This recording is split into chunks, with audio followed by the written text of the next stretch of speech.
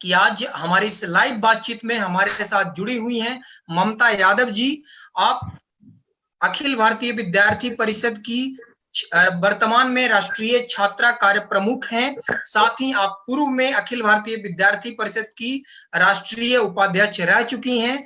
आप अखिल भारतीय विद्यार्थी परिषद से 1987 से जुड़ी हुई हैं। 1990 में आप छात्र संघ की चुनाव भी लड़ी हैं। साथ ही वर्तमान में हरियाणा के रेवाड़ी में आप एक प्रतिष्ठित कॉलेज के साथ भी लेक्चरर के रूप में जुड़ी हुई हैं।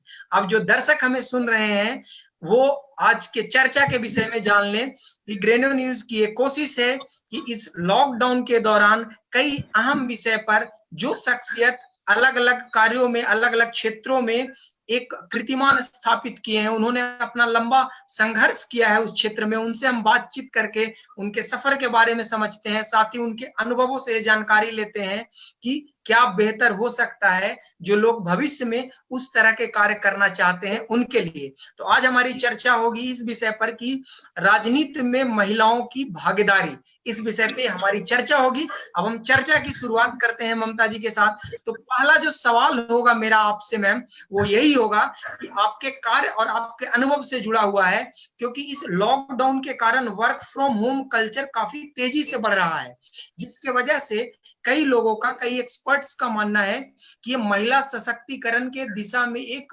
महत्वपूर्ण अवसर है। कई महिलाएं पहले वर्क फ्रॉम ना होने के वजह से प्रेगनेंसी लीव काफी लंबा ले लेती थी।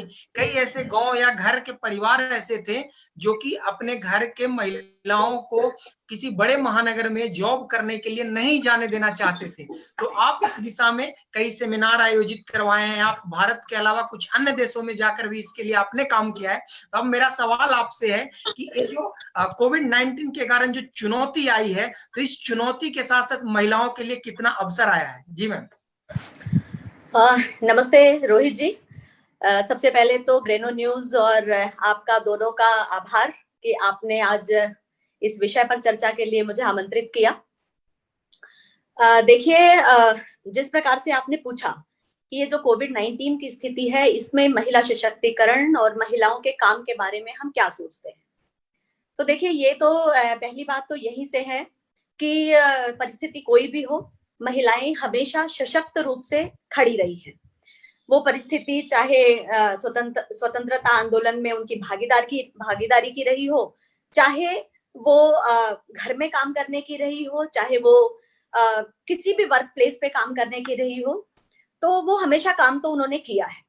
अब रही इस परिस्थिति की बात, तो मुझे ऐसा लगता है कि महिलाओं ने वैसे सभी चुनौतियों में काम करने का उनका जो एक मानसिकता रही है, जो एक ताकत रही है। कहा भी जाता है कि महिलाओं के अंदर दुगनी ताकत ईश्वर ने दी है, क्योंकि मातृत्व और प्रकृति को चलाने का जो एक गुण है वो महिला के अंदर ही है। इसीलिए कहते हैं कि ईश्वर के बाद यदि सबसे ज्यादा सम्मान है तो महिला का है, क्योंकि ईश्वर सृष्टि का निर्माण करते हैं और महिला प्रकृति को, इस सृष्टि को आगे चलाने के लिए संतान को उत्पन्न करती है। तो काम तो उसका यहीं से शुरू हो जाता है कि वो कैसे अपने बच्चों को इस राष्ट्र के लिए समर्पित व्यक्तित्व के रूप में निखारती है। दूसरा है आर्थिक रूप से काम का।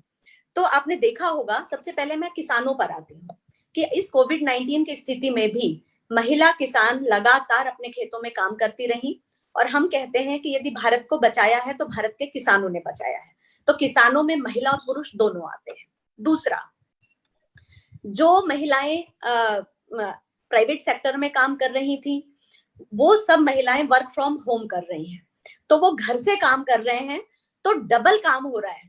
वो घर को भी संभाल रही है, क्योंकि इस समय सभी ने अपने जो सहायक घर में नियुक्त किए हुए थे उन सबको छुट्टी पर भेज दिया है, और उसके साथ साथ उनको वेतन दे रहे हैं। ये बहुत ही प्रशंसनीय है। घर से काम करते हुए तो घर में बच्चों को संभालना, घर का काम करना, और उसके साथ साथ अपनी कंपनी, अपने प्रोफेशन का काम करना, ये भी साथ साथ कर रही है। एक बात और बताती हूँ कि चुनौतियों को अवसर में कैसे बदला जाता है।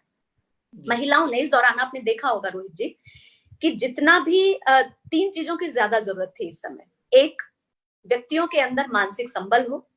दूसरा, मास्क की जरूरत थी। तीसरा, सैनिटाइजर की जरूरत थी। तो मानसिक संबल भी हमको पता है कि जब हम कमजोर होते हैं तो हम अपनी माँ के पास, या अपनी पत्नी, अपनी बहन, अपनी बेटी, इनसे बातचीत करके अपने आप को संबल बनाते हैं। तो ये काम तो उन्होंने किया ही, चाहे वो योग सिखा रही हैं घर पे, चाहे बाकी सारी चीजें। इसके साथ साथ में दूसरी बात जो उन्होंने, मैंने कहा मास्क निर्माण का, तो आपने देखा होगा कि बड़े नंबर में जो होममेड मास्क है वो महिलाओं ने बनाए हैं। कल माननीय प्रधानमंत्री जी ने अपने संबोधन में कहा था कि जिस दिन कोविड-19 शुरू हुआ तब हमारे पास ना तो एक भी N95 मास्क था, ना हमारे पास पीपीटी किट थे। तो वो जो होममेड मास्क की जब बात आती है, तो मैं खुद का बताऊं तो एबीवीपी की छात्राओं ने, जैसे ब्रज प्रांत आपके साथ में ही लगता है, वहां की गर्ल्स ने 50,000 मास्क हम बना करके वितरित करेंगे, ऐसा एक टारगेट लिया। देखते देखते पूरे देश ने टारगेट लिया और गर्ल्स और महिलाओं ने ये मैक्सिमम मास्क बनाए। तो इस तरह से बनाते हुए और कैसे उन्होंने काम किया ये हमको दिखाई देता है। तो ऐसे अलग अलग प्रकार के काम। अभी एक बात और ध्यान में आ रही होगी आपको कि घर पर रहते हुए और अलग अलग क्षेत्रों में काम करना शुरू किया है। अभी जैसे कहा कि आत्मनिर्भर भारत होना चाहिए, तो हम आप सब जानते हैं कि भारत तो हमेशा से आत्मनिर्भर था। बीच में कुछ दौर ऐसा आया जब हमारे गांवों की जो कुटीर उद्योग और सब थे वो धीरे धीरे खत्म हुए और हम डिपेंड होते चले गए दूसरों की ओर। लोकल चीजें भी थी ही, वो भी उन्हीं पर हम अपना गुजारा करते थे।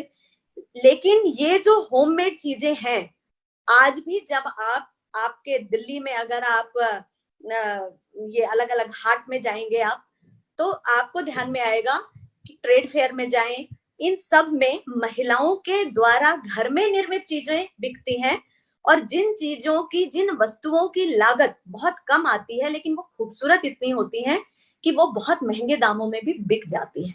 तो इसलिए ऐसे में यदि अर्थव्यवस्था को संभालना है तो जो कल माननीय मोदी जी ने कहा उसकी तरफ हमको बढ़ना होगा और महिलाएं आज वास्तव में उस दिशा में इस देश की आर्थिक व्यवस्था को संभालने का, इस देश की जीडीपी को बढ़ाने का वो पूरा काम कर रही है।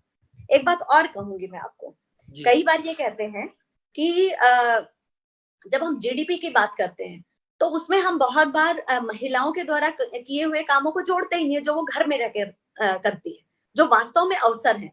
यदि आप उनको काउंट करने लगेंगे तो विश्व की जीडीपी में भारत की जीडीपी बहुत ऊपर पहुंच जाएगी।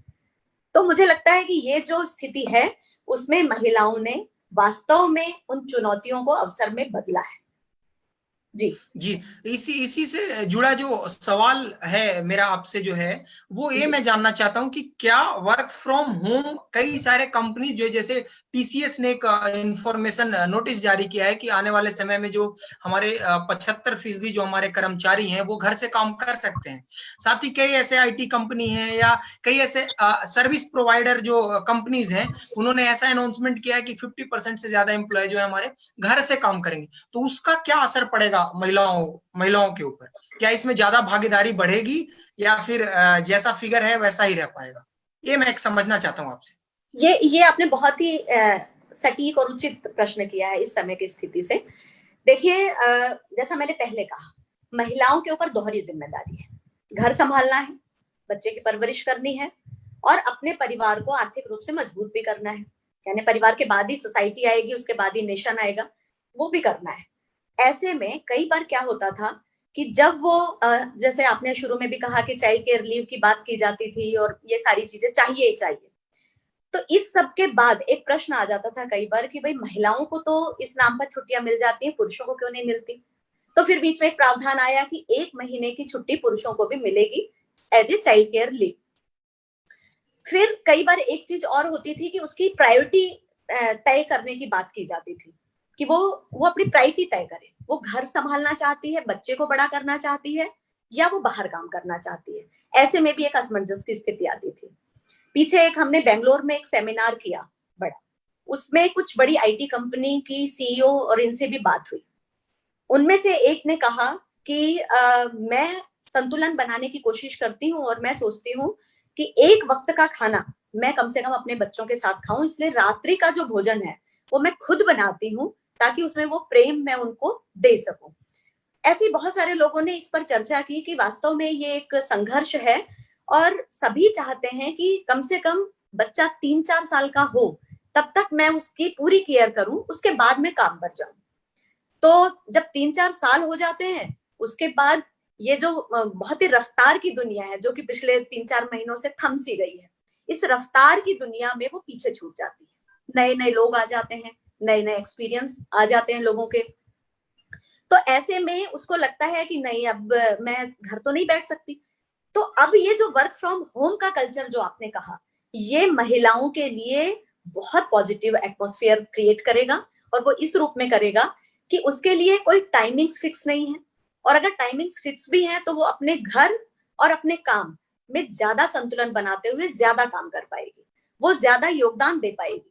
तो मुझे लगता है कि ये इसमें महिलाओं को ज्यादा काम मिलने वाला है, और महिलाओं को अपने टैलेंट को प्रदर्शित करने का ज्यादा मौका मिलने वाला है। जी मैम, अभी जो कोविड-19 के कारण जो है एक नया परिदृश्य उत्पन्न हुआ है, उसमें चर्चा किया जाता है work from home, work for home और वर्क फॉर सोसाइटी। तो अब एक आम तौर पर अगर ये देखें, हम ऐसा बोल नहीं सकते, लेकिन ऐसा आम तौर पर एक जनरल टेंडेंसी और एक मेंटेलिटी होती है कि work for home, work from home महिलाओं का सबसे ज्यादा पार्टिसिपेशन है, और वर्क फॉर सोसाइटी जो है वो पुरुष प्रधान एक तरीके से बना दिया गया है। ऐसा जो एक चेहरा या ब्रांड बोले, जैसे कल प्रधानमंत्री भी चर्चा कर रहे थे कि कैसे आप लोकल को ही अगर ज्यादा तरजीह देंगे तो उसे आप ग्लोबल बना सकते हैं। तो उस तरीके से आज वर्क फॉर सोसाइटी में पुरुषों को एक ब्रांड बना दिया गया है। तो मैं आपसे इस पर जानना चाहता हूँ, आपका लंबा अनुभव है इससे जुड़ा हुआ, आप महिलाओं के साथ, छात्राओं के साथ जुड़कर हमेशा जुड़ी रहती हैं, आप उनके साथ कार्य करती हैं, तो उनके सामने क्या चुनौती आती है इस तरह के कार्यों में? देखिए रोहित जी, मैं इस आपके प्रश्न से बहुत ज्यादा सहमत नहीं हूँ, और शायद इसीलिए आपने इस प्रश्न को किया भी है। जैसा मैंने पहले कहा कि महिलाएं वर्क फ्रॉम होम में जितनी कैपेबल हैं, वर्क फॉर होम में जितनी कैपेबल हैं, उतनी ही वर्क फॉर सोसाइटी में भी कैपेबल है। आप देखिएगा कि आज भी अगर आप कोविड-19 के इस सिनेरियो की भी बातचीत करेंगे, तो जहां फूड बनाया जा रहा है, भोजन बन रहा है, वहां आपको बहुत महिलाएं मिलेंगी। फूड डिस्ट्रीब्यूशन में आपको महिलाएं मिलेंगी। फिर जो पीएम केयर फंड में या सीएम केयर में जो पैसा जा रहा है, उसमें डोनेशन करवाने वालों में महिला मिलेंगी। आजकल ब्लड डोनेशन का भी एक कैंपेन चलाया हुआ है, अलग अलग लोगों ने चलाया होगा। मैं एबीवीपी की कार्यकर्ता हूँ, इसलिए ज्यादा उसके बारे में कह सकती हूँ आपको कि हमने भी कैंपेन चलाया, क्योंकि ब्लड की जरूरत हो सकती है आने वाले समय में ज्यादा, अभी भी। तो ऐसे में मैं अपने उत्तरांचल जो प्रदेश है उसका आपको एग्जाम्पल दूंगी। लगभग 350 यूनिट ब्लड डोनेट किया गया, जिसमें से 75 यूनिट गर्ल्स ने दिया है। एक बड़ा नंबर है, जबकि कहते हैं कि गर्ल्स में, लड़कियों में थोड़ा हीमोग्लोबिन कम होता है। और ये मैं एक स्टेट का उदाहरण दे रही हूँ आपको, ऐसा बहुत सारे स्टेट, बिहार जाइए, झारखंड जाइए, नॉर्थ ईस्ट जाइए, पश्चिम बंगाल जाइए, ऐसे बहुत सारे स्टेट हैं जहां पर गर्ल्स ने ब्लड डोनेट किया। ये एक बड़ी बात बता रही हूँ, बाकी बहुत सारे अलग अलग काम किए हैं। तो जब सोसाइटी के बारे में काम की बात आती है, तो मुझे लगता है कि जिस तरह से कहते हैं कि मैं कभी भी महिला और पुरुष की तुलना नहीं करती काम में, और कभी भी ये भी नहीं कहती कि महिलाएं ज्यादा काम करती हैं, पुरुष ज्यादा काम करते हैं, क्योंकि हम उस संस्कृति के लोग हैं, भारतीय संस्कृति के लोग हैं, जो ये मानते हैं कि महिला और पुरुष दोनों ही रथ के दो पहिए हैं, और दोनों पहिए मजबूत होने चाहिए। यदि एक पहिया भी कमजोर हुआ तो ये समाज ठीक से चलेगा नहीं। लेकिन जब आपने प्रश्न महिलाओं के बारे में, गर्ल्स के बारे में किया, तो मैं उस पर फोकस करती हूँ। आप देखेंगे कि वो इतनी सेंसिटिव होती है, इतनी महिला इतनी दूसरों के बारे में सोचने वाली होती है। मैं से हम का सफर जो करती है वो महिला ज्यादा जल्दी करती है, ज्यादा अच्छे से करती है। तो ऐसे में सोसाइटी के लिए काम करने का जो एक मन है वो भी उसका ज्यादा होता है। हाँ, ये तो सही है कि ये दिखा दिया जाता है कि भाई पुरुषों ने ये किया, ये किया, ये किया, लेकिन अब अगर आप देखेंगे तो एक बहुत बड़ा नंबर, यानी आप बात करने लगेंगे तो शायद पूरा दिन कम पड़ जाए कि किन किन महिलाओं ने किन किन क्षेत्रों में काम किया, उन्होंने समाज के लिए काम किया है। जैसे मैं आपको एबीवीपी में हम यूथ अवार्ड देते हैं साल में एक बार। हमारा जो नेशनल कॉन्फ्रेंस होता है उसमें जो एबीवीपी की आधारशिला को मजबूत करने वाले प्राध्यापक यशवंत राव केलकर, उनके नाम पर युवा पुरस्कार देते हैं, हर वर्ष देते हैं। उसमें से एक बहुत ज्यादा महिलाओं को भी हमने दिया है। तो जब महिलाओं के काम की बात आती है तो वो पर्यावरण के क्षेत्र में भी काम कर रही है, वो ग्राम विकास के बारे में भी काम कर रही है, वो आर्थिक रूप से मजबूत देश कैसे हो उसके लिए भी काम कर रही है। और जब सोसाइटी के जनरल कामों की बात आती है तो हमने एक प्रोजेक्ट लिया, सामाजिक अनुभूति। सामाजिक अनुभूति एक ऐसा प्रोजेक्ट है जिसमें गांव में जाना, एक वीक तक वहां रहना, गर्ल्स बॉयज दोनों ही जाते हैं, एक वीक तक रहना और वहां की प्रॉब्लम्स को समझना, और उन प्रॉब्लम्स को समझते हुए फिर उनका सॉल्यूशन कैसे हो सकता है उसके बारे में सोचना। आप विश्वास करेंगे, एक अकेले मध्य प्रदेश स्टेट में 5,000 जहां टोटल स्टूडेंट्स गए, उसमें से 70% गर्ल्स थी, जो कभी गांव देखा नहीं था, लेकिन गांव की उन परिस्थितियों को समझने के लिए एक सप्ताह तक वहां पर रहे। आपने वैसे भी देखा होगा कि जब पर्यावरण बचाने की बात थी तो चिपको आंदोलन हुआ, या तो पेड़ों पर चिपकने वाली गौरा देवी ही थी। जब आप कुष्ठ रोगियों के बीच में काम करने की बात देखेंगे तो वहां काम करने वाली भी महिलाएं ही हैं। ट्राइबल क्षेत्र में जब आप काम करने वाली महिलाओं को देखेंगे तो एक बहुत बड़ी संख्या महिलाओं की ऐसी है जो जनजातीय क्षेत्रों के लोगों के विकास के लिए काम कर रही है। हमारी राष्ट्रीय मंत्री थी पहले एक आशा लकड़ा जी, आजकल वो रांची की मेयर है, सेकेंड टाइम वो चुनी गई है और डायरेक्ट इलेक्शन में चुनी गई। जनजाति क्षेत्र का एक ऐसा चेहरा जिसने विपरीत परिस्थितियों में भी और इतना काम किया कि लोगों ने उनको दोबारा से चुना।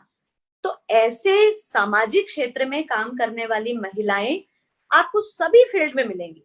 आप मजदूरों के बीच में काम करने वाली देख लीजिए, आप ये आंगनवाड़ी और बाकी वर्कर्स के लिए इनके बारे में चिंता करने वालों के बारे में देखिए, आप महिलाओं के सशक्तिकरण को कैसे बढ़ाया जा सकता है इसके विषय में काम करने वाली देख लीजिए।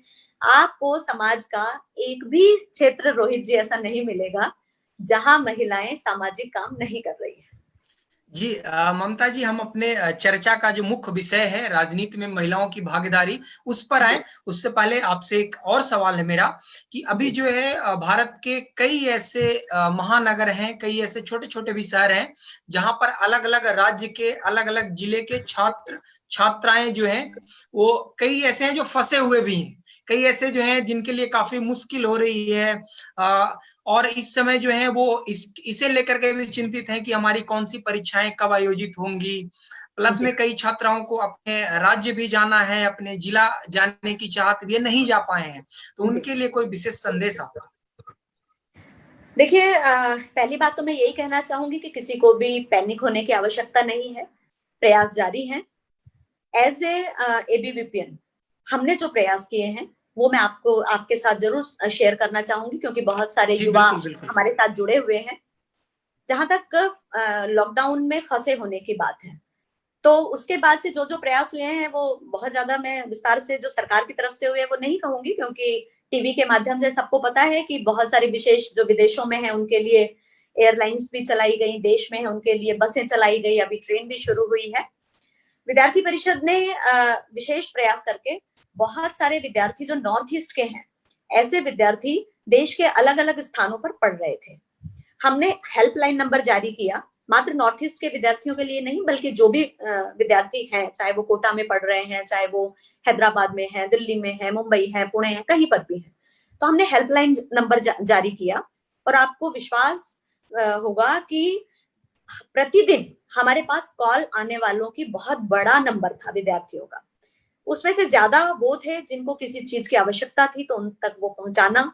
इवन मैं यहाँ कह सकती हूँ कि बाकी राशन और चीजें तो पहुंच रही थी, लेकिन गर्ल्स के लिए हाइजीन एक बड़ा विषय होता है, तो उसके लिए सैनिटरी पैड्स का वितरण तक एबीवीपी के कार्यकर्ताओं ने किया। दूसरी बात, तो उनको निकालने के लिए सरकार से बात करना, और उसी के हमारे प्रयासों के बाद ये हुआ है कि अलग अलग स्थानों से बड़ी संख्या में विद्यार्थी अपने घर को जा रहा है। दूसरी बात एक और जो आपने कहा कि वो अपने एग्जाम्स के बारे में चिंतित है, नेचुरली होना चाहिए, क्योंकि विद्यार्थी जीवन ही इसलिए है कि एक साल के एग्जाम खत्म हो तो हम अगली क्लास में जाएं, या हमने कोई एमफिल करना चाह रहा था, कोई पीएचडी में रजिस्ट्रेशन चाह रहा था, तो हमने अपने एमएचआरडी में भी बात किया, उनके साथ में बातचीत करते हुए, और फिर यूजीसी की जो गाइडलाइंस आई हमने सजेशंस दिए और डिमांड किया आप चाहेंगे तो बाद में हम आपको वो अपना पत्र और वो सारी चीजें भी आपको देंगे। और यूजीसी ने उसके बाद में गाइडलाइन जारी की हैं, हम सबको पता है, और उन्होंने डेट्स भी डिसाइड की हैं। सेंट्रल यूनिवर्सिटीज के एग्जाम्स कब होंगे, यानी 31 जुलाई तक लगभग सभी एग्जाम हो जाने वाले हैं। नीट और जेई के एग्जाम्स की भी डेट्स आ गई हैं। इसलिए मेरा कहना ये है कि ये तो सही है, हमने ये भी कहा था कि अगला जो सेमेस्टर है उसको थोड़ा छोटा कर दिया जाए ताकि दोनों सेमेस्टर ठीक से हो जाए, उस पर भी काम चल रहा है। तो मेरा विद्यार्थियों से यही निवेदन है और उनसे अनुरोध भी है कि वो बिल्कुल भी पैनिक ना हो। चीजें थोड़ा डिले हो रही हैं, लेकिन हम सब मिल करके इससे बहुत आगे निकल जाएंगे। जी रोहित जी मैम, आपके कई शुभचिंतक और व्यूअर्स हमारे साथ जुड़े हुए हैं, उनके कई सवाल आ रहे हैं, तो व्यूअर्स को मैं कहना चाहता हूं कि बिल्कुल आपका सवाल लेंगे। अब हम आते हैं महिलाओं का राजनीति में भागीदारी। तो सबसे पहले तो मैं आपसे ये समझना चाहूंगा कि ऐसा कई बार कह दिया जाता है मैम, आम बोलचाल की भाषा में, अगर कोई एक युवा या उसमें कोई भी हो सकता है, पुरुष भी हो सकते हैं, महिला भी, तो उनके पेरेंट्स नहीं चाहते हैं कि आज का जैसा स्थिति माहौल हो गया है एक राजनीति का, तो ऐसा नहीं चाहते हैं कि मेरा बेटा या बेटी जो है राजनीति करे, खुले तौर पर कभी पेरेंट्स नहीं कहते हैं। तो पहला मेरा जो सवाल है वो यही है आपसे कि आज युवाओं को और महिलाओं को राजनीति में आने की जरूरत क्या है? देखिए, ये प्रश्न बहुत अलग तरह का है रोहित जी। राजनीति से जो मैं समझती हूँ, राजनीति का मतलब सिर्फ इलेक्शन फाइट करना नहीं है। राजनीति का मतलब है जो यूथ, आज का यूथ राजनीति कर रहा है, जो कैंपस के अंदर भी करता है, कैंपस के बाहर भी करता है, अलग अलग संगठनों के माध्यम से भी करता है और इंडिपेंडेंटली भी करता है। तो मैं कहती हूँ राजनीति सिर्फ चुनाव लड़ना नहीं, सत्ता में साझेदारी नहीं। राजनीति का मतलब है कि जो मुद्दे हैं जिससे समाज असंतुलित होता है, जिससे युवाओं का हित होता हो, ऐसे सभी मुद्दों को ध्यान में रखते हुए अपनी बात सही जगह तक जोरदार तरीके से पहुंचाना। और जब आपने अपनी बात को जोरदार तरीके से एक समूह के रूप में यथास्थान पहुंचाया और उसका समाधान किया, तो आप राजनीति कर रहे हैं। और ऐसी राजनीति करनी चाहिए, वो गर्ल्स को भी करनी चाहिए, बॉयज को भी करनी चाहिए, महिला पुरुष सबको करनी चाहिए। कई बार घरों में भी कहते हैं कि ये राजनीति कर रहा है, तो वो अलग तरह की राजनीति है। दूसरी बात मैं कहूंगी कि आपने कहा कि राजनीति में क्यों आना चाहिए। जैसे मैं पहले एबीवीपी के बारे में बताती हूँ आपको। एबीवीपी एक छात्र संगठन है और हम कहते हैं कि ये विश्व का सबसे बड़ा छात्र संगठन है। इसमें लगभग गत वर्ष तक 32 लाख मेंबर थे, जिसमें से लगभग 35% गर्ल्स हैं। अब ये सारे लोग काम कर रहे हैं, तो क्या कर रहे हैं? भारत माता की जय जय के लिए काम कर रहे हैं। ऐसे सब काम हम करेंगे जिससे भारत माता की जय जय हो। कैंपस के अंदर चाहे वो लाइब्रेरी का इशू हो, चाहे वो आपकी कार पार्किंग का इशू हो, साइकिल स्टैंड का इशू हो, कॉमन रूम का इशू हो, फीस स्ट्रक्चर एक समान करने का इशू हो, जो भी इशू हो, इन सब पर एक अपनी सजग आवाज उठाना, ये एबीवीपी ने समय समय पर हमेशा किया है और इसलिए छात्र इसके साथ जुड़ता भी है। अब आप कहते हैं कि क्यों आना चाहिए, तो मैं इस पर ये कहती हूँ कि सबको सक्रिय राजनीति, जिस राजनीति की आप बात करते हैं, इलेक्टोरल पॉलिटिक्स, सबको उसमें आना है, ये आवश्यक नहीं है। आपने पहले सामाजिक कार्यों की बात कही थी। मैं ये कहती हूँ, चाहे वो, मैं सिर्फ गर्ल्स के लिए नहीं कह रही, महिलाओं के लिए नहीं कह रही, महिला हो या पुरुष, उसको सामाजिक कार्य करने की ज्यादा आवश्यकता है। उसी से समाज ठीक होता है, उसी से राष्ट्र ठीक होता है और उसी से जिस भारत की कल्पना हम कर रहे हैं, जिस आत्मनिर्भर भारत की हम कल्पना कर रहे हैं, उसी से वो पूरा होता है। लेकिन कुछ लोगों को तो फिर भी राजनीति में आना है। तो जो राजनीति में, मैं जब सामाजिक कार्य की बात करती हूँ तो मैं कहती हूँ कि सामाजिक कार्य करना है तो आशीष गौतम जी जो हरिद्वार में कुष्ठ रोगियों के लिए काम कर रहे हैं, आप वो काम करिए। गिरीश कुलकर्णी जी जो नागपुर के अंदर रेड लाइट एरिया में जो महिलाएं हैं, उनके बच्चों को उस दलदल में ना रहना पड़े, उनकी शिक्षा हो, उनका विवाह हो, उसके लिए काम कर रहे हैं, वो सामाजिक कार्य आप करें। वो अशोक भगत जी जो जनजातीय क्षेत्र में रह करके ट्राइबल्स के लिए काम कर रहे हैं, वो उस तरह के सामाजिक काम करें। वो अलग अलग तरह के ऐसे काम वो लगातार करें। तो वो मुझे समझ में आता है। लेकिन फिर भी कुछ लोगों को राजनीति करनी ही है और करनी चाहिए भी, और हम हमेशा कहते हैं कि राजनीति कोई बुरी चीज नहीं है कि जिससे भागा जाए, भागने के लिए नहीं है। और लोग कहते भी हैं कि राजनीति में अच्छे लोग अगर नहीं आएंगे तो राजनीति भटक जाएगी। कुछ अच्छे लोग आए इसलिए राजनीति संभल जाती है। माता पिता की चिंता जायज है, क्योंकि उनको लगता है मोस्टली पेरेंट्स, मोस्टली, जिसको मैं सबके लिए तो नहीं कहती, वो पेरेंट्स भी हैं जो माता भी है जिन्होंने भगत सिंह को पैदा किया और एक पल के लिए भी नहीं घबराई जब उनको फांसी होने वाली थी। चंद्रशेखर आजाद को भी क्रांतिकारी थे वो, और उनकी माताजी भी नहीं घबराई। ऐसे लोग भी हैं, लेकिन अधिकांश पेरेंट्स चाहते हैं कि मेरा बेटा एक मोटे पैकेज में काम करे, उसको करोड़ों का पैकेज मिले, शांति से 9 से 5 की नौकरी करे और अपने घर आ जाए या अपना बिजनेस करे। पर राजनीति नहीं करेंगे तो वो भी नहीं चलेगा, वो लोग भी चाहिए अच्छे। तो मैं ये कहना चाहूंगी कि राजनीति में आइए और राजनीति में आकर के और उसकी जो प्रासंगिकता है उसको बदलिए। और खासकर महिलाएं राजनीति में आज आ रही हैं। फिर भी जब लोग ये कहते हैं कि भाई आपको काम नहीं करना चाहिए, तो ऐसा कहने वालों का नंबर अभी घटता जा रहा है, क्योंकि आप देख रहे हैं कि राजनीति में भी, चाहे वो वित्त मंत्री के रूप में निर्मला सीतारमण जी हों, चाहे वो पहले विदेश मंत्री के रूप में आदरणीय सुषमा स्वराज जी हों, चाहे वो अभी स्मृति ईरानी जी हों, चाहे वो उत्तर प्रदेश और बंगाल और इन सब के मुख्यमंत्री के रूप में काम की हुई इधर मायावती जी और उधर ममता बनर्जी हों, ऐसे अलग अलग लोग हैं। विचारधारा अलग अलग हो सकती है, लेकिन महिलाओं ने राजनीति में भी बहुत अच्छा काम किया है। लोकसभा स्पीकर के रूप में सुमित्रा महाजन जी ने बहुत अच्छा काम किया, उनको लोग याद करते हैं। तो इस तरह से राजनीति में आना कुछ गलत है ऐसा नहीं है। मैं कहूंगी आइए, एक समझ के साथ आइए, और जो आपने विजन लिया है उस विजन को आगे बढ़ाइए। व्यक्तिगत स्वार्थ से हटकर सामाजिक भलाई के लिए हमको राजनीति करनी है, मुझे ऐसा लगता है। ममता जी, अब जो है मैं अपने व्यूअर्स का सवाल लेता हूं। कई सवाल आए हैं, कुछ ही सवाल मैं ले पाऊंगा। एक बहुत ही रोचक सवाल आया है। युवजन सभा से जुड़ी हुई नेता है, छात्र नेता है प्रियंका सिंह।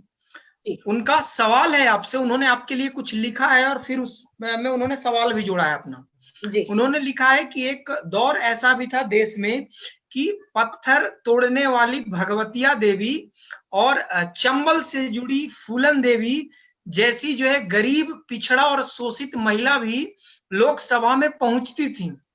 लेकिन आज हालत ऐसा है कि वो महिलाएं ही पार्लियामेंट में पहुंच रही हैं जो किसी राजनीतिक पृष्ठभूमि के परिवार से जुड़ी हुई हैं, या तो लंबे समय तक संघर्ष कर रही हैं, उन्हीं को बड़े पार्टियों से मौका मिलता है। क्या कभी ये स्वरूप बदलेगा? ये आपसे वो जानना चाहते हैं। प्रियंका जी, वास्तव में आपका प्रश्न बहुत सटीक है और ये बहुत सारे लोगों के मन की पीड़ा भी है। मुझे लगता है कि सिनेरियो तो बदलेगा, कोई भी चीजें स्थायी नहीं होती हैं, और हमें उम्मीद रखनी चाहिए कि हमारे सामने बदलेगा और हम ही बदलेंगे उसको। ये आपने किसी हद तक, पूर्णतया तो मैं नहीं कह सकती, लेकिन ये ठीक है कि अभी जो जिस तरह से टिकट मिल रहे हैं, जिस तरह से पार्लियामेंट में जाने वाले लोगों का, महिलाओं की जो संख्या है, वो अधिकांश वो है जिनके परिवार की राजनीतिक पृष्ठभूमि है। कहीं पर पति को टिकट नहीं मिलना था इसलिए उनकी पत्नी को दे दिया गया, ये भी हुआ है। लेकिन मैं बदलाव किस रूप में समझती हूँ, जब तक पंचायत में 33% आरक्षण नहीं था निकाय परिषद में और पंचायतों में, तब तक वहां की स्थिति कुछ अलग थी। जब वहां पर 33% आरक्षण मिला, उसके बाद के कुछ वर्षों को भी अगर आप देखेंगे तो आपको ध्यान में आएगा कि महिलाएं पर्दों में होती थी और रबर स्टैंप कहा जाता था। जी, आज भी मैं इसमें एक चीज रोकना चाहूंगा आपको मैम। बिहार में लगभग 50% आरक्षण है महिलाओं को पंचायत चुनाव में, लेकिन आज भी प्रधानपति और मुखिया पति के जो पद हैं वो आज भी अपने आप सृजन कर लिया जाता है उसका। जी आप बोले। रोहित जी, मैं आपको इस बारे में मैं आपको कहना चाहूंगी मेरा भी एक अनुभव है, मैं भी देश भर में मेरा प्रवास होता है, बहुत सारे लोगों से मिलना होता है। पूर्णतया ना वो पक्ष ठीक है ना ये पक्ष ठीक है, पूर्णतया नहीं। जो मैं कहना चाह रही हूँ कि जब हमने शुरुआत में देखा तो हम पूछते थे कि सरपंच कौन है, तो मेल आता था बाहर, और जब हम कहते थे यहाँ से तो महिला रिजर्व सीट थी, वो कहाँ है, तो उन्होंने कहा कि नहीं वो तो घर में है, मैं ही हूँ। मीटिंग में भी वो जाते थे, ऑफिसर्स भी मना नहीं करते थे कि आपको नहीं, आपकी पत्नी को आना है। धीरे धीरे, ये तो आप मानेंगे ना कि धीरे धीरे सिनेरियो बदला, और फिर महिलाएं घूंघट से बाहर भी आई। और आज मैं हरियाणा की स्थिति के आधार पर तो आपको कह सकती हूँ कि लगभग 100% महिलाएं खुद मीटिंग अटेंड करती हैं, रबर स्टैंप नहीं है, डिसीजन भी लेती हैं। हाँ, ये तो सच है कि आज भी उनको अगर पूरी तरह से आपको लगता है कि महिलाओं को काम करना चाहिए, तो जैसे मैं कहती हूँ हर पुरुष की प्रगति के पीछे एक महिला है, तो हर महिला की प्रगति के पीछे भी पुरुष है। पुरुष वो पति, भाई, पिता किसी भी रूप में हो सकता है, उसको मजबूती से खड़े होना पड़ेगा। तो जो 33% आरक्षण की जो मैंने बात कही, वो उसके बाद चीजें बदली। तो मैं ये मानती हूँ कि पार्लियामेंट में भी चीजें बदलेंगी। अभी भी कुछ ऐसे नाम हैं जो अपनी दम पर निकल करके पार्लियामेंट तक पहुंचे हैं, लेकिन हाँ, वो संतोषजनक नहीं है निश्चित रूप से। और ये तो मैं सभी पार्टियों से आग्रह करूंगी कि वो कम से कम अपनी पार्टियों के अंदर महिलाओं को एक उचित नेतृत्व प्रदान करें, और इसके लिए महिलाओं को भी मुखर होना पड़ेगा। हमें चुप होके घर बैठने से नहीं चलेगा, हमें लगातार फील्ड में रहना पड़ेगा। तो नेचुरली आगे आने वाला समय वो होगा जब एक उचित भागीदारी हो पाएगी। जी रोहित जी। जी, अगला सवाल जो है वो है डॉक्टर भीमराव अंबेडकर कॉलेज से है मनीष बेसोया। मनीष बेसोया का सवाल है आपसे, वो आपसे कहना चाहते हैं कि स्टूडेंट यूनियन इलेक्शन का काफी प्रभाव होता है मेन स्ट्रीम पॉलिटिक्स में जाने के लिए जी। तो क्या डूसू में जैसा चुनाव आयोजित कराया जाता है तो ऐसा प्रावधान होना संभव है कि डूसू में होने वाले चुनाव में महिलाओं के लिए 2 सीट आरक्षित कर दिए जाएं? देखिए, संभव तो कुछ भी है। मैं इसमें एक कहना चाहूंगी, जब डूसू के इलेक्शन होते हैं या कोई भी छात्र संघ के चुनाव होते हैं, तो वो जो माहौल होता है वो उत्सव जैसा होता है, और उसमें नेचुरली एक नेतृत्व मिलता है।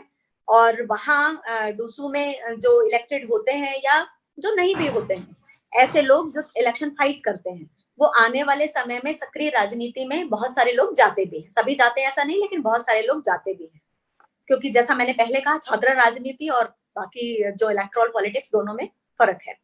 दूसरी बात उन्होंने कही कि क्या 2 सीटें महिलाओं के लिए आरक्षित करना संभव है?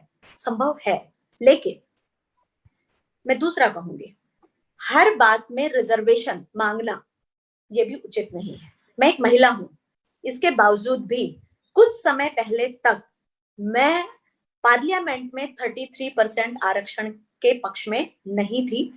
मैं यानी विद्यार्थी परिषद आज भी इसके पक्ष में नहीं, क्योंकि हम चाहते हैं कि हम अपने टैलेंट के दम पर वहां तक आए, आरक्षण के दम पर ना आए। दूसरी बात, ये एक अपनी जिसको कहना चाहिए कि निष्ठा, और किसी भी संगठन, जो संगठन वहां चुनाव लड़वाते हैं कॉलेजों में, यूनिवर्सिटीज में, ये उनकी दृढ़ शक्ति का प्रमाण वहां पर दिखाई देता है, परिचय वहां पर होता है। गत वर्ष विद्यार्थी परिषद ने, एबीवीपी ने डूसू इलेक्शन में तय किया, मतलब लगातार पीछे कुछ वर्षों तक हमने तय किया कि अकेले डूसू नहीं, हरियाणा में, क्योंकि पिछली बार पहली बार इलेक्शन हुआ था, वो प्रत्यक्ष नहीं हुआ तो इनडायरेक्ट था, हमने ये तय किया कि हम 2 गर्ल्स को और 2 बॉयज को लड़ाएंगे। हमने बहुत सारी जगहों पर ऐसा किया। तो ये कहीं ना कहीं से शुरू होना पड़ेगा, स्वयं से शुरू करना पड़ेगा। जो संगठन काम कर रहे हैं उनको ये सोचना पड़ेगा, और तब निश्चित रूप से ये परिदृश्य बदलेगा। जी, एक आपके एबीवीपी से जुड़े रहे कार्यकर्ता हैं चेतन वशिष्ठ, उन्होंने आपके लिए संदेश लिखा है। नमस्ते मैम, आप मिशन साहसी कार्यक्रम में बढ़ चढ़ कर आपने हिस्सा लिया है और इसके राष्ट्रीय स्तर पे आयोजन में आपका अहम भूमिका रहा है, तो संक्षिप्त में थोड़ा आप उसके बारे में भी बताएं। जी, आप संक्षिप्त में थोड़ा बताएं उसके बारे में। ये मेरा प्रिय विषय है रोहित जी, मैं थोड़े में ही आपको बताती हूँ। विद्यार्थी परिषद ने एक तय किया कि जैसे जब निर्भया हुआ उससे पहले भी हम महिला सुरक्षा के बारे में निरंतर काम कर रहे थे। निर्भया होने के बाद में अलग अलग तरह से हम, जब तक दोषियों को फांसी नहीं हो गई, हम निर्भया की माता जी के साथ निरंतर विद्यार्थी परिषद लगा रहा था। ये सब जानते हैं। उसके बाद में हमें लगा कि कब तक ये चलेगा कि किसी के साथ, किसी छात्रा के साथ छेड़छाड़ हो जाए और उसके बाद हम कंप्लेंट करें, फिर हम उसके लिए न्याय की मांग करें। क्या ऐसा नहीं हो सकता कि उसके साथ ऐसी घटनाएं हो ही ना, क्योंकि ये तो जीरो टॉलरेंस का विषय है। तो क्या करना चाहिए? तो ध्यान में आया कि उसको सेल्फ डिफेंस की ट्रेनिंग देनी चाहिए ताकि वो आकस्मिक ऐसी घटनाओं से अपने आप को बचा सके। तो हमने मिशन साहसी के नाम से एक कार्यक्रम शुरू किया और 2018 में पहली बार 6 मार्च को हमने इसका डेमोन्स्ट्रेशन किया मुंबई में। शौर्य शिफूजी भारद्वाज एक बड़े कमांडो ट्रेनर हैं, आप जानते हैं, बागी फिल्म में भी उन्होंने रोल किया है। उनके साथ हमने टाई अप किया और हमने लगभग मुंबई में 6000 गर्ल्स का एक साथ डेमोन्स्ट्रेशन किया। उसके लिए पहले अलग अलग कॉलेजों में जाके हमने 3-3 दिन का ट्रेनिंग दिया। पहले मास्टर ट्रेनर गर्ल्स तैयार करी, फिर ट्रेनिंग दिया। इस ट्रेनिंग में हम 9 टेक्निक सिखाते हैं, ओनली 9। आप अभी भी कोई भी यूट्यूब पे जाकर के देख सकते हैं, मिशन साहसी डाल करके। उन 9 टेक्निक्स में गर्ल्स के पास जो कुछ भी है, पेन है, हेयर पिन है, उसके पास उसका क्रेडिट कार्ड है, जो उसके पास है उसी से वो अपने आप को कैसे बचा सकती है। दूसरे को मारना उद्देश्य नहीं है, अपने आप को सेफ करना उसका उद्देश्य है। दुपट्टा अगर किसी ने खींचा तो आप कैसे बच सकते हैं। और वो इतना सफल रहा कि उसके बाद में हमने देश भर में इसकी ट्रेनिंग दी और 30 नवंबर 2018 को एक साथ पूरे देश में लगभग 10 लाख गर्ल्स ने डेमोन्स्ट्रेशन दिया। यानी उससे पहले उनकी ट्रेनिंग हुई, जैसा मैंने आपको बताया, और अब ये लगभग 15 लाख गर्ल्स तक पहुंच गया है, निरंतर जारी रहने वाला है। तो हम चाहते हैं कि हर लड़की, हर बेटी अपने आप को सुरक्षित महसूस करे। ये मिशन साहसी है। जी, बेहद ही सराहनीय प्रयास है ये। एक Mihir Bhoj inter college Dadri greater Noida से जुड़े हुए व्यूअर हैं हमारे सुमित नागर। इनका सवाल है आपसे कि यूपी में, उत्तर प्रदेश में बहुत सालों से छात्र संघ चुनाव नहीं हो रहे हैं, भाजपा की सरकार है यहाँ पर, तो एबीवीपी क्या प्रयास कर रही है कि यहाँ पर चुनाव करवाए जाए? ऐसा है, छात्र है तो छात्र संघ चुनाव की इच्छा होती ही है उन सबकी। तो मैं आपको कहना चाहूंगी कि बीजेपी की सरकार है, निश्चित बात है, और बीजेपी की सरकार है तो ही विद्यार्थी परिषद को डिमांड करनी चाहिए, ऐसा नहीं है, क्योंकि विद्यार्थी परिषद एक इंडिपेंडेंट संगठन है और अपने तरीके से काम करता है। जब पिछली सरकार थी मुलायम सिंह जी की, तब भी हमने डिमांड की थी।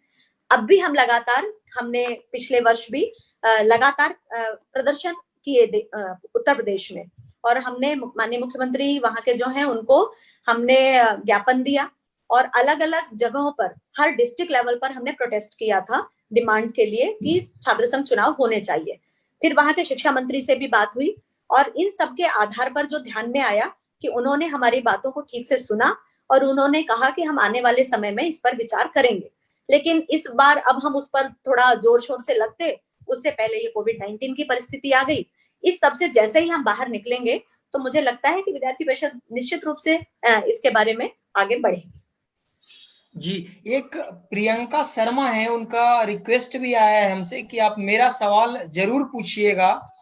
उनका सवाल है प्रियंका शर्मा का आपसे कि आप इतने लंबे समय से एबीवीपी के साथ जुड़कर कार्य कर रही हैं, तो आप प्रमुख चुनौतियों के बारे में बताएं, जो चुनौती आपको सामना करना पड़ा हो कार्य करने के दौरान। अच्छा, ऐसा है प्रियंका, जब भी कोई भी व्यक्ति घर से बाहर कदम रखता है, चुनौतियां तो घर में भी होती हैं, लेकिन जैसे ही वो घर से बाहर कदम रखता है तो चुनौतियां बहुत होती हैं। मैं खुशनसीब हूं कि मैं एक ऐसे संगठन से जुड़ी जहां काम करने में चुनौतियां कम है। कम किस तरीके से हैं? एक ऐसा संगठन जो अपने कार्यकर्ताओं को आगे बढ़ाता है।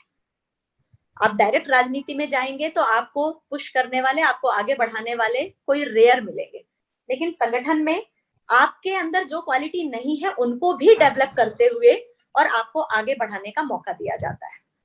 जहां तक चुनौती की बात है, तो मुझे जो सबसे अधिक लगा, मैं जॉब भी करती हूँ, परिवार भी है, उस सबके नाते एक जो बैलेंस बिठाना, शुरू में ऐसा लगा कि मैं न्याय नहीं कर पा रही हूँ काम के साथ में। मैं घर, नौकरी और संगठन यानी सामाजिक कार्य, तीनों के मध्य में ऐसा लगा कि कुछ संगठन को मैं ज्यादा समय नहीं दे पा रही, लेकिन ये बहुत थोड़े समय के लिए था। और उसके बाद निरंतर मुझे ऐसा लगने लगा कि एक बहुत अच्छी अंडरस्टैंडिंग डेवलप हो गई, एक बहुत अच्छा सामंजस्य बैठ गया, और अब किसी भी काम में कोई दिक्कत नहीं आती है। एक बात जो मुझे और लगी, अब वो कम है। जब गर्ल्स को सामाजिक कार्य में आना होता है, तो थोड़ा सा परिवार की तरफ से मुझे कभी भी नहीं लगा कि परिवार अपनी बेटियों को बाहर आने से रोकता है या किसी भी सामाजिक कार्य को करने से रोकता है। ऐसे एक भी परिवार का अनुभव मुझे नहीं आया, लेकिन प्रेशर हमेशा वही समाज का और पड़ोस का। और जब हम ये प्रेशर लेंगे कि वो ये कह रहे हैं, तो फिर हम कुछ नहीं कर सकते। धीरे धीरे लोगों के अंदर ये भाव आया कि नहीं, हम ठीक काम कर रहे हैं, तो हमें आगे बढ़ना चाहिए। तो इस तरह से लगातार काम में लोग आ रहे हैं, और इसीलिए मैंने बताया कि लगभग 35% गर्ल्स लगातार काम कर रही हैं। एबीवीपी में पदाधिकारी गर्ल्स हैं, और ऑर्गेनाइजिंग सेक्रेटरी यानी फुल टाइमर्स जिनको कहते हैं, जो अपनी पढ़ाई के बाद 1-2 वर्ष घर छोड़ करके काम करते हैं, ऐसे भी लगभग 96 गर्ल्स ने एक साथ 2017 में बाहर आके काम किया। आज भी 45 गर्ल्स काम कर रहे हैं। तो मुझे लगता है कि आप लोग आइए बाहर और काम कीजिए, चुनौतियों से घबराने की आवश्यकता नहीं है। जी मैम, आज के बातचीत का आखिरी सवाल जो है हम ले लेते हैं। हमारे वरिष्ठ सहयोगी रोहित प्रियदर्शन जी का सवाल है, वो आपसे जानना चाहते हैं कि आप अपने सामाजिक कार्य और जो छात्र कल्याण का कार्य है उसमें और पारिवारिक जीवन में कैसे सामंजस्य स्थापित करते हैं। साथ ही संक्षिप्त में वर्तमान में अभी आप क्या कार्य कर रहे हैं उसके बारे में भी बताएं। मैं अभी रोहित जी एबीवीपी में, हमारे यहाँ पदाधिकारी कुछ समय के लिए रहते हैं, फिर स्थायी कार्यकर्ता रहते हैं। तो अभी मैं जो गर्ल्स का काम है देश भर का, उसकी प्रमुख हूँ, अखिल भारतीय छात्रा कार्य प्रमुख। वो तो मुख्य रूप से गर्ल्स से रिलेटेड जो भी इश्यूज हैं उनसे संबंधित सेमिनार्स, जैसा मिशन साहसी मैंने कहा, वो ऐसे सभी अलग अलग तरह के प्रोग्राम के लिए देश भर में, और अभी पीछे नेपाल भी मेरा जाना हुआ है। दूसरी बात आपने कही कि सामंजस्य की बात, तो सामंजस्य की जहां तक बात है, तो मैंने अभी थोड़ी देर पहले भी कहा कि मुझे ऐसा लगता है कि अभी ये सब चीजें काम का हिस्सा है।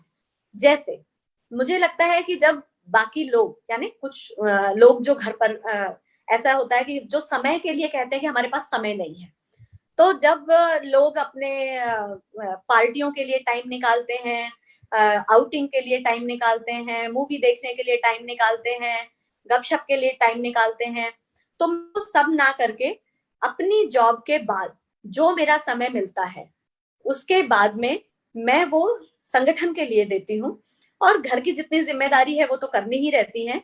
तो मैंने जो संतुलन बनाया है कि छुट्टी के दिन इवनिंग में ही, यानी अगर आज कल से छुट्टी है तो आज इवनिंग में ही निकल जाना जहां भी जाना है देश के किसी भी हिस्से में, और जिस दिन आपका वर्किंग डे है मॉर्निंग में वापस आ जाना। तो जॉब और संगठन दोनों के साथ बराबर न्याय होता है, और उन 2 दिनों के अलावा 5 दिन घर पे हैं तो घर के साथ भी संतुलन हो ही जाता है। तो मुझे लगता है कि किसी भी महिला को ये सोचने की आवश्यकता ही नहीं है कि मेरे पास समय नहीं है। आप इसरो में देखिए, आपने देखा पीछे कि किस तरह से, चाहे वो मंगलयान, चंद्रयान के प्रक्षेपण की बात हो, तो वो महिलाएं अपना घर और अपने, वो इतना बड़ा काम था, उसको बराबर संतुलन दे करके चल रही थी। तो हो जाता है आराम से। और मैं स्टूडेंट, समय से ही स्टूडेंट पॉलिटिक्स थी, तो बचपन से ही माता पिता की तरफ से भी एक फ्रीडम था कि आप जो ठीक लगता है वो करिए। और नेचुरली जब माता पिता का विश्वास होता है तो आपके ऊपर जिम्मेदारियां बढ़ जाती हैं, तो आप वही करते हो जो वास्तव में उचित है, आप अनुचित की तरफ बढ़ते नहीं हैं। और इसलिए मैं उसमें ज्वाइंट सेक्रेटरी भी रही।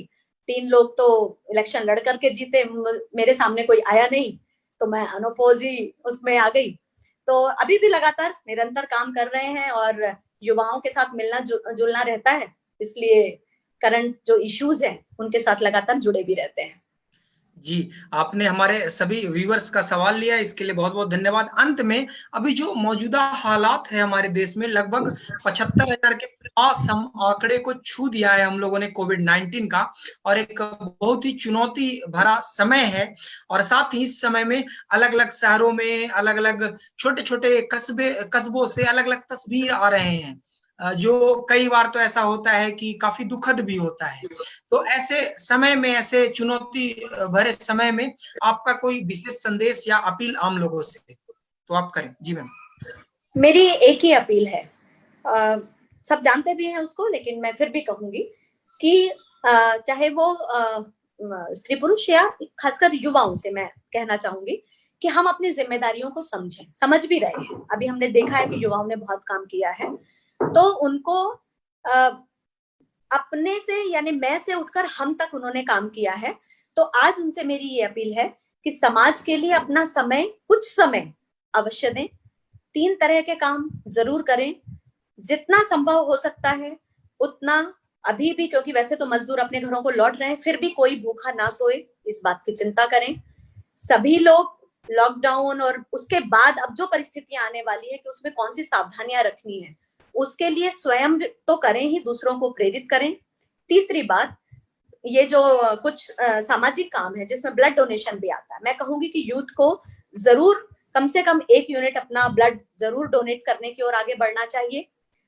चौथी बात, जिस आत्मनिर्भर भारत की बात प्रधानमंत्री जी ने की है, उस आत्मनिर्भर भारत को बनाने में युवाओं का ही योगदान रहेगा। इसलिए आपके अंदर जो भी स्किल है, उस स्किल को यूज करते हुए और 4 लोगों को काम दीजिए, और आज से ही शुरू हो जाइए काम करने के लिए, क्योंकि वही हमें ग्लोबल बनाएगा। जैसे उन्होंने कहा लोकल को ग्लोबल बनाना है, तो मैं जानती हूँ कि हम सब में कुछ ना कुछ स्किल है, उस स्किल का उपयोग कीजिए, और उसके कारण से जो हमारी जीडीपी है वो बढ़ेगी, देश आगे बढ़ेगा, और जैसा भारत हम बनाना चाहते हैं वैसा भारत बनेगा।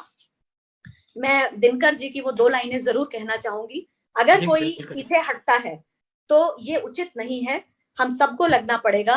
तो युवाओं के मैं कहना चाहूंगी कि समर शेष है नहीं पाप का भागी केवल व्याग, समर शेष है नहीं पाप का भागी केवल व्याग, जो तटस्थ है समय लिखेगा उसका भी अपराध, उनका भी इतिहास।